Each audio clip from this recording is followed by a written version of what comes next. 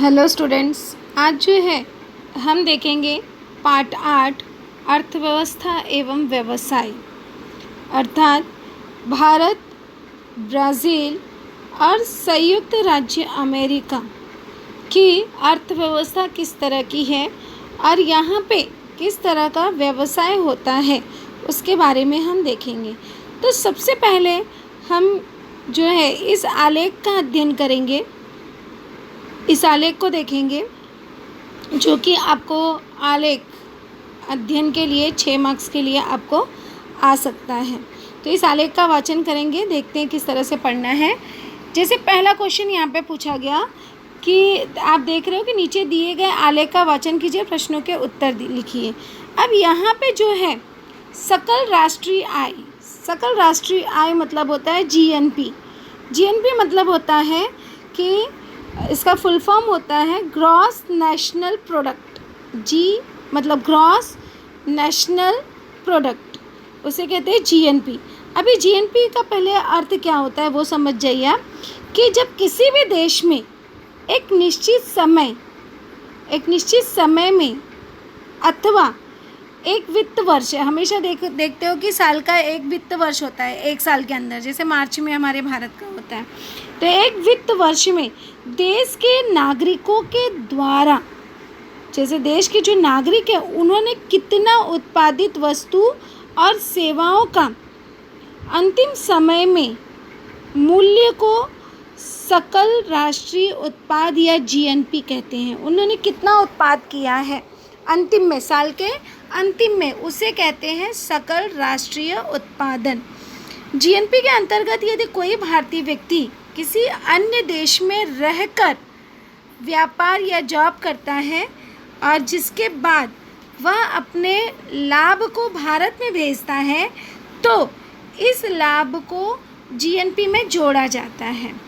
तो आपको पता है कि जो बाहर नौकरी करता है और पैसे यहाँ पर भेजता है तो उसकी भी जीएनपी भी यहाँ पर जुड़ती है, तो उसे कहते हैं प्रति व्यक्ति आय।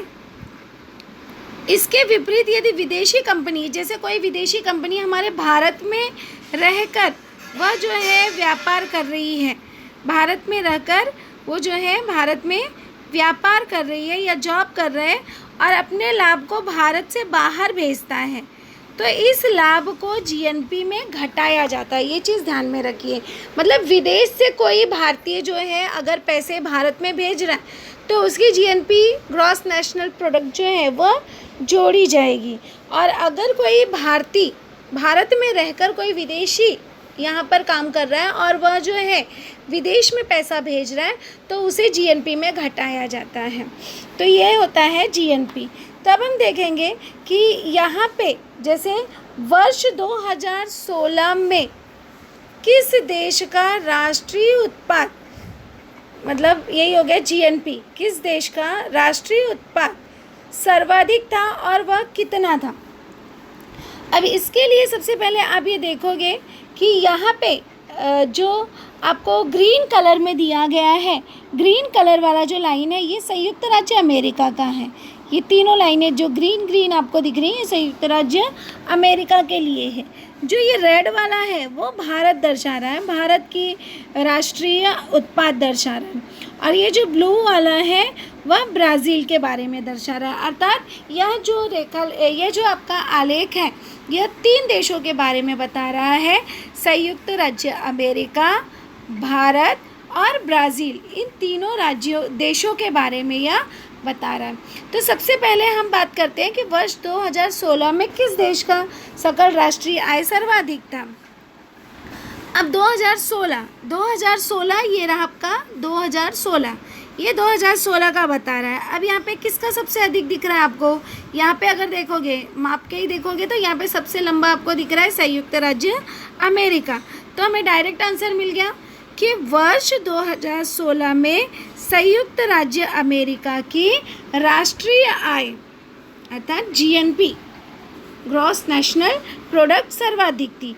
अब वो कितनी थी, अब कितनी के लिए हम ये जो लाइन है, अब इसमें छोटा दिख रहा है बट अगर आप डिटेल में देखोगे तो यहाँ पे आपको बड़ा दिखेगा। ये लाइन जो है हम सीधे देखेंगे तो ये जो है 1850 यहाँ पे आपको संख्या दी गई है, अर्थात यहाँ पे ये 100 से शुरू हुआ है, 0 से शुरू हुआ है, 0 के बाद 100, 200, 300, 400, 500, 600 ऐसे करके यहाँ पे 1800, 1900 ऐसे गया है। तो ये लाइन अगर आप देखते हो तो ये 1800 और 1900 के बीच में है, तो इसलिए हम यहाँ पे लिख देंगे 1850। अब यहाँ पे पूछा था कि वह कितना है, तो कितना है वह 1850। आगे आपको यहाँ पे लिखा गया है कि यह जो संख्या दी गई है वह आपको 10 लाख में दी गई है, 10 लाख US डॉलर। तो यहाँ पे हम लोग लिख देंगे 1850 10 लाख US डॉलर। तो ये आपको समझा कि किस तरह से हमें ये आलेख रीडिंग करना है कि वर्ष 2016 में संयुक्त राज्य अमेरिका का राष्ट्रीय उत्पाद जो है वह सर्वाधिक था, और वह कितना था, वह लगभग 1850। और उसके बाद में ये लिख देंगे जो इकाई यहाँ पे दी गई है कि 1850 10 लाख US डॉलर में था। अब यहाँ पे हम दूसरा क्वेश्चन देखेंगे, यदि ब्राज़ील और भारत की तुलना की जाए, यहाँ पे ब्राज़ील और भारत की तुलना की जाए तो वर्ष 1980 में किस देश का राष्ट्रीय उत्पाद अधिक था। अब 1980 अर्थात ये आपका 1980 है, ये बहुत ही छोटा दिया गया है इसमें।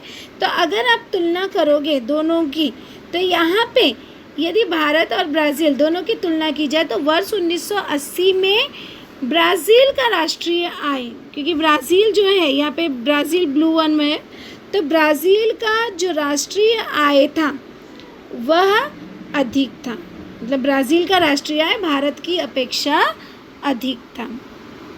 अब वो कैसे पता चला, यहाँ पे ये ब्लू वाला ज़्यादा दिख रहा है और ये रेड वाला कम है, इस तरह से आप पता कर सकते हो।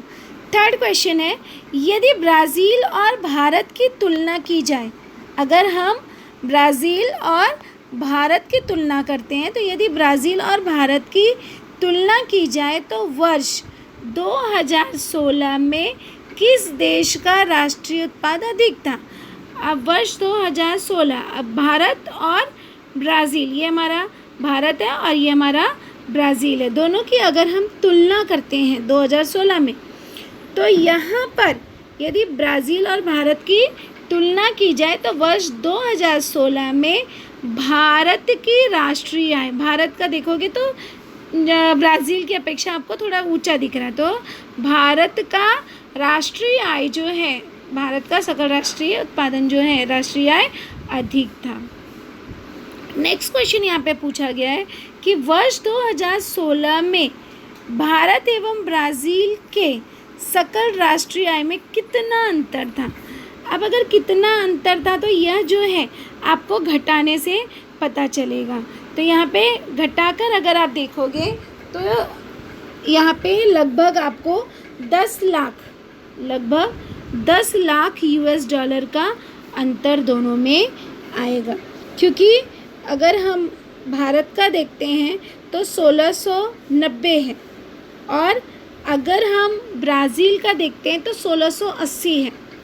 तो 1690 में से 1680 को अगर हम घटाते हैं तो हमको मिलता है 10। तो इस तरह से यहाँ पे 10 का अंतर था। इट मीन्स 10 लिख के आप लिखोगे 10 लाख US डॉलर, ये जो आपको दिया गया है ये आपको लिखना ज़रूरी है। तो 10 लाख US डॉलर का अंतर था। अब अगला क्वेश्चन पूछा गया, वर्ष 2016 में विकसित एवं विकासशील राष्ट्रों के राष्ट्रीय उत्पादन में कितना अंतर था। तो यहाँ पे 2016 में विकसित और विकासशील राष्ट्रों के राष्ट्रीय आय का अंतर जो था 1680 और 1690 था। इट मीन्स यहाँ पे ब्राज़ील का जो था 1680 है और भारत का जो है 1690 है। तो इस तरह से यहाँ पर अंतर हमें दिखाई देता है। अब हम अगला देखेंगे कि यहाँ पे अगर आप देखते हो तो दोनों देशों के, इट मीन्स भारत और ब्राज़ील, सबसे पहले भारत और ब्राज़ील के बारे में ही अध्ययन करेंगे। तो दोनों देशों के विविध क्षेत्रों में स्वामित्व संबंधी तालिका दी गई है, अर्थात किसका अधिकार होता है। तो यहाँ पे स्वामित्व संबंधी तालिका दी गई है, इसमें भारत और ब्राज़ील की हमें जानकारी भरनी है। अब आप देख रहे हो कि यहाँ पे ब्राज़ील की जानकारी दी गई है और क्षेत्र दिए गए हैं और उसमें हमें देखना है कि अर्थव्यवस्था पर किसका अधिकार होता है। तो भारत के बारे में हमें देखना है। सबसे पहले आप जान लीजिए कि अर्थव्यवस्था जो है यह जो है 3 भागों में विभाजित है। अर्थव्यवस्था जो है यह 3 भागों में विभाजित की गई है। पहला भाग होता है पूंजीवाद, अर्थात जिस पर केवल पूंजीपतियों का अधिकार होता है। जैसे उसमें हमारा देश आता है आपका यूएसए जो है वह पूंजीवादी देश है। दूसरा आता है हमारा मिश्र अर्थव्यवस्था इट मीन्स जिस पर दोनों का अधिकार होता है। इट मीन्स कुछ भाग पर सरकार का अधिकार होता है और कुछ भाग जो होते हैं निजी होते हैं, तो उसे कहा जाता है मिश्र अर्थव्यवस्था। कुछ भाग पर सरकार का आधिपत्य होता है और कुछ भागों पर जो है निजी अधिकार होता है, पूंजीपतियों का अधिकार होता है। और अगला आता है सार्वजनिक, अर्थात समाजवाद, जिसमें केवल सरकार का अस्तित्व होता है। तो अब जो है हम यहाँ पर देखेंगे कि किस तरह से क्षेत्र को विभाजित किया गया और उस पर किसका अधिकार होता है। जैसे बैंकिंग, अब ब्राज़ील में जो है बैंकिंग कुछ निजी भी हैं, प्राइवेट बैंक भी होते हैं और कुछ सार्वजनिक होते हैं, अर्थात सरकारी होते हैं, जिस पर सरकार का अधिकार होता है, अर्थात दोनों पाए जाते हैं। तो अगर आपने भारत में देखा होगा तो भारत में भी निजी एवं सार्वजनिक इस प्रकार से दोनों पर अधिकार होता है। बैंकिंग पर दोनों का अधिकार होता है। रेलवे निजी एवं सार्वजनिक दोनों। अब यहाँ पर भी अगर आप देखे होंगे भारत में तो यहाँ पर रेलवे पर आधिपत्य जो होता है वह सरकार का होता है, अर्थात वह सार्वजनिक होता है। हवाई परिवहन, अब ब्राज़ील में हवाई परिवहन निजी एवं सार्वजनिक दोनों होते हैं, अर्थात कुछ भागों पर सरकार का आधिपत्य होता है जो सार्वजनिक है और निजी अर्थात प्राइवेट, कुछ पे जो होता है वह प्राइवेट अधिकारी होते हैं। तो इस तरह से वह निजी और सरकारी दोनों होता है। तो यहाँ पे भी भारत में भी अगर आप देखोगे तो हवाई परिवहन ये निजी और सार्वजनिक दोनों प्रकार का होता है। बिजली उत्पाद, अब बिजली उत्पाद जो होता है यह मुख्यतः सार्वजनिक ब्राज़ील में पाया जाता है और भारत में भी इस पर जो है सार्वजनिक अधिकार होता है, सरकार का अधिकार होता है। लौह इस्पात द खनिज, तो लौह इस्पात इस पर मुख्यतः जो है सार्वजनिक अधिकार होता है। भारत में भी यह जो है सार्वजनिक सरकारी होता है। स्वास्थ्य विभाग यह जो है सार्वजनिक है, पर सार्वजनिक है। स्वास्थ्य विभाग यहाँ पर आप देखते हो स्वास्थ्य विभाग, तो यह जो है सरकारी भी है और कुछ निजी भी है, कुछ भाग पर निजी लोगों का भी आधिपत्य पाया जाता है। शिक्षा मुख्यतः सार्वजनिक है और थोड़ी निजी क्षेत्र पर भी है। यहाँ पर भी भारत में भी हमारे आप देखते हो कुछ स्कूल जो होते हैं गवर्नमेंट के स्कूल होते हैं, शिक्षा जो है सरकार के द्वारा प्रदान की जाती है और कुछ स्कूल जो हैं प्राइवेट होते हैं। तो यहाँ पर भी सरकारी और सार्वजनिक और थोड़े निजी भाग भी हैं। दूरसंचार निजी एवं सार्वजनिक दोनों, तो यहाँ पे भी निजी और सार्वजनिक दोनों होते हैं। तो अगर आप इस तरह से यहाँ की अर्थव्यवस्था देखते हो तो भारत और ब्राज़ील दोनों की अर्थव्यवस्था की अगर हम बात करें तो यहाँ पे मिश्र अर्थव्यवस्था पाई जाती है, क्योंकि यहाँ पे कुछ क्षेत्रों पर जो है सरकार का आधिपत्य है तो कुछ क्षेत्रों पर निजी भी पाए जाते हैं। तो इस तरह से यहाँ पर मिश्र अर्थव्यवस्था पाई जाती है। अब हम देखेंगे जरा व्यवसाय के बारे में अध्ययन करेंगे कि व्यवसाय को जो है 3 भागों में वर्गीकृत किया गया है। व्यवसाय जो होता है वह 3 भागों में वर्गीकृत किया गया है। प्राथमिक व्यवसाय जो खेती पर निर्भर होता है, द्वितीयक व्यवसाय जो खेती के द्वारा उत्पादित फिर उससे जो दूसरा स्वरूप होता है वह द्वितीयक स्वरूप होता है। तृतीयक अर्थात जैसे बैंक वगैरह हो गए, तो ये सब तृतीयक व्यवसाय हो गए। तो इस तरह से यहाँ पर व्यवसाय को 3 भागों में बांटा गया है, प्राथमिक व्यवसाय, द्वितीयक व्यवसाय और तृतीयक व्यवसाय। अब हम देखते हैं कि कौन सा हमारा प्राथमिक व्यवसाय है और कौन सा द्वितीयक और कौन सा तृतीयक। जैसे अगर हम दूरदर्शन प्रसारण कहते हैं, तो दूरदर्शन प्रसारण जो है यह हमारा तृतीयक व्यवसाय के अंतर्गत आता है। मधुमक्खी पालना, ध्यान रखना, कुछ भी पालना है या कृषि से संबंधित है तो वह हमारा जो है प्राथमिक व्यवसाय के अंतर्गत आता है। तो मधुमक्खी पालना यह जो है हमारा मधुमक्खी पालन प्राथमिक व्यवसाय के अंतर्गत आता है।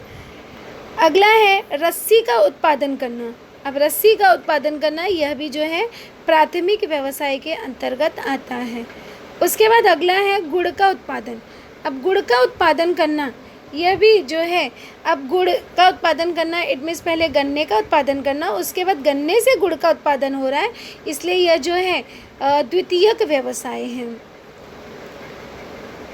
हल्का फाल बनाना, सबसे पहले वनीकरण इट मीन्स वृक्षों को लगाना और बाद में वृक्षों से जो है फाल बनाया जा रहा है लकड़ी का उपयोग करके, तो इसलिए यह जो है द्वितीयक व्यवसाय के अंतर्गत आता है। भवन निर्माण, घर बनाना, ये भी जो है द्वितीयक व्यवसाय के अंतर्गत आता है। लौह खनिज का खनन, खनन का कार्य जो है यह प्राथमिक व्यवसाय के अंतर्गत आता है। वाहन निर्माण, वाहनों का निर्माण करना, यह भी हमारा जो है द्वितीयक व्यवसाय के अंतर्गत आता है। चावल का उत्पादन करना, अब यहाँ पे हम फिर से उत्पादन कर रहे हैं, तो अगर हम उत्पादन कर रहे हैं तो यह जो है हमारा प्राथमिक व्यवसाय के अंतर्गत आता है। अध्यापन, पढ़ाना, अब यह ना तो प्राथमिक व्यवसाय है ना तो द्वितीयक व्यवसाय है, यह जो है तृतीयक व्यवसाय है, क्योंकि यह कृषि पर आधारित व्यवसाय नहीं है। जो कृषि पर आधारित नहीं है वह जो है हमारा तृतीयक व्यवसाय होता है। बस चलाना, बस चलाना यह भी जो है हमारा तृतीयक व्यवसाय है। बस चलाना यह तृतीयक व्यवसाय के अंतर्गत आता है। और अगला है हमारा आवास और भोजन की व्यवस्था करना।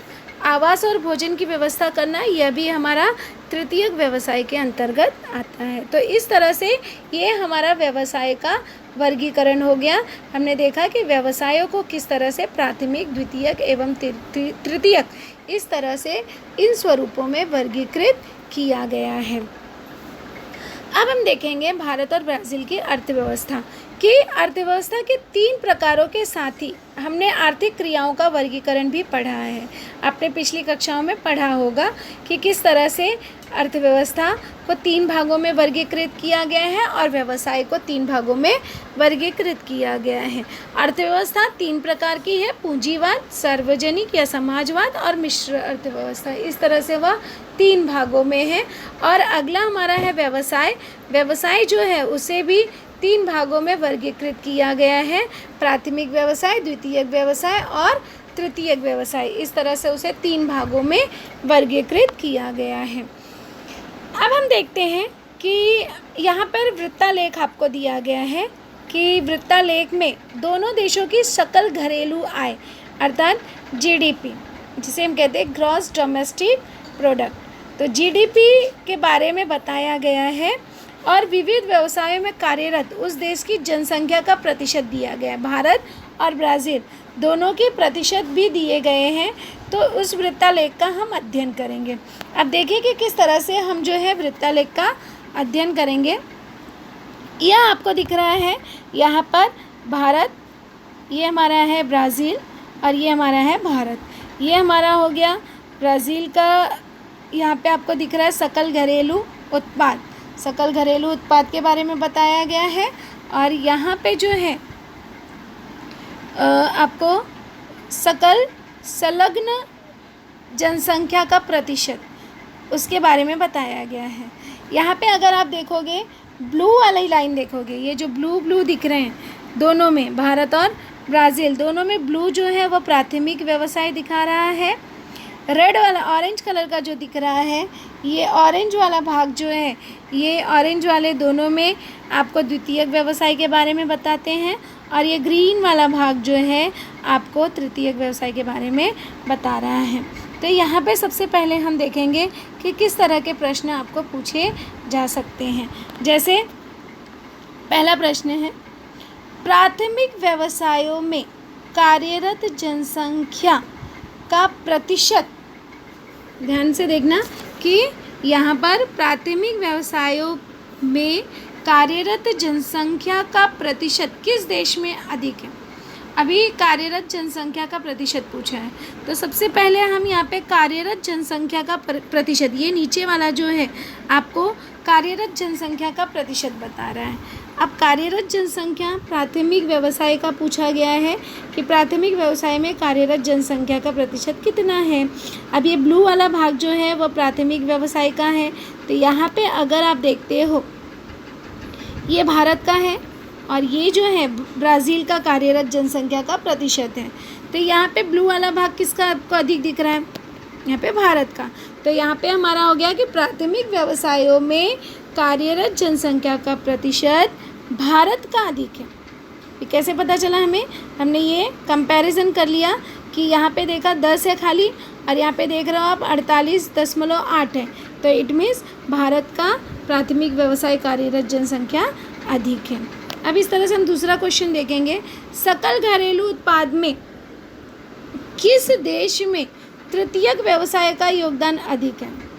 अब सकल घरेलू उत्पाद में, अब सकल घरेलू उत्पाद का हम देखेंगे कि सकल घरेलू उत्पाद ये रहा हमारा, और इसमें हमें देखना है कि सकल घरेलू उत्पाद में किस देश का तृतीयक व्यवसाय।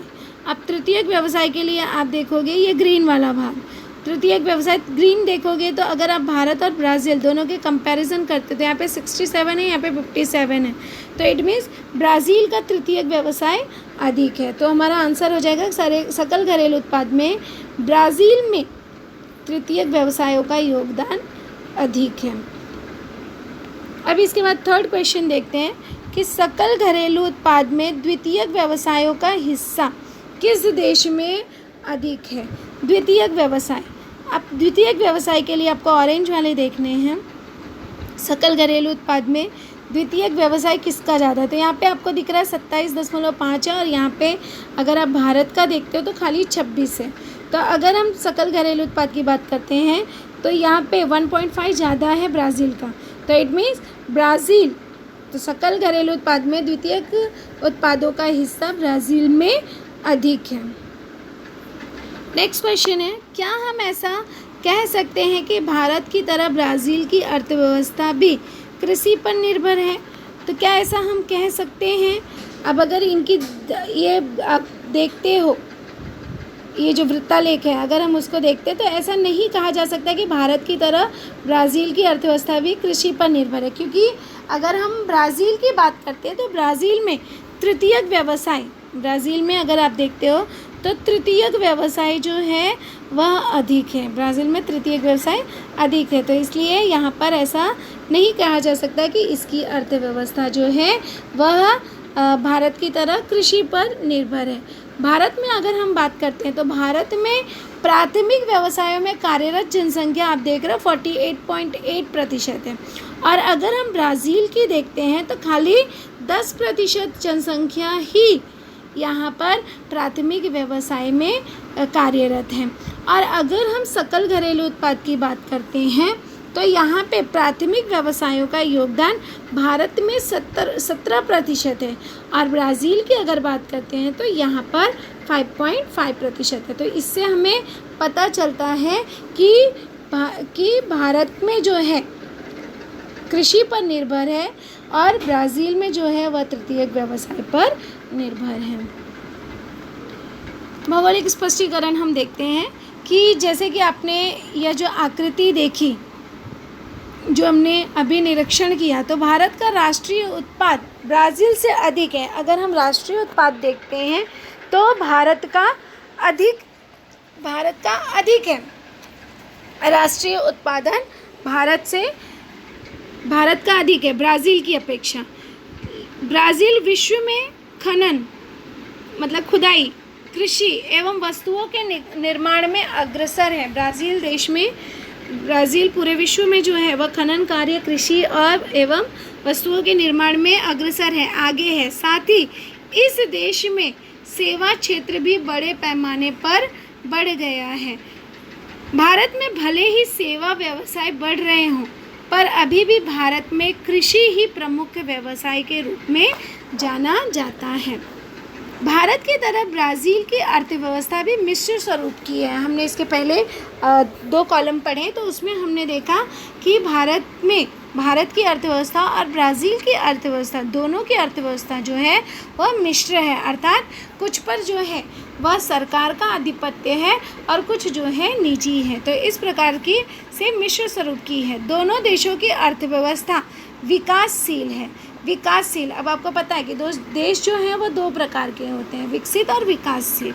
विकसित जो प्रगति कर चुके हैं, जैसे हमारा अमेरिका, और विकासशील जो अभी विकास के मार्ग में कार्यरत हैं। तो भारत और ब्राज़ील दोनों देश जो हैं यह विकासशील देशों के अंतर्गत आते हैं।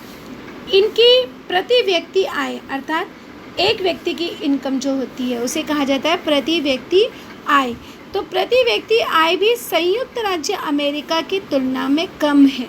भारत और ब्राज़ील दोनों देशों की प्रति व्यक्ति आय जो है, एक व्यक्ति की पर कैपिटा इनकम, प्रति व्यक्ति आय it means per capita income, प्रति व्यक्ति की 1 साल की जो इनकम होती है उसे कहा जाता है प्रति व्यक्ति आय। तो संयुक्त राज्य अमेरिका की अपेक्षा भारत और ब्राज़ील दोनों की प्रति व्यक्ति आय कम है। उल्लेखनीय है कि भारत का राष्ट्रीय उत्पादन भले ही ब्राज़ील से अधिक है, पर प्रति व्यक्ति आय ब्राज़ील से कम है। अब यहाँ पे देखना बहुत ही इम्पोर्टेंट बात कही गई है कि भारत का राष्ट्रीय उत्पाद अधिक है। अगर राष्ट्रीय उत्पाद अधिक है तो जाहिर सी बात है कि प्रति व्यक्ति आय जो है वह भी अधिक होनी चाहिए, किंतु यहाँ पे वो कहा जा रहा है कि भारत का प्रति व्यक्ति राष्ट्रीय आय अधिक है लेकिन प्रति व्यक्ति आय कम है। अब इसके पीछे कारण है, इसके पीछे कारण क्या है कि भारत की जनसंख्या जो है वह ब्राज़ील की अपेक्षा अधिक है। ब्राज़ील में जनसंख्या कम है, इसीलिए भले उसकी राष्ट्रीय आय जो है, राष्ट्रीय आय कम है लेकिन प्रति व्यक्ति आय जो है वह अधिक है। इट मीन्स एक इंसान की जो इनकम होती है वह अधिक है।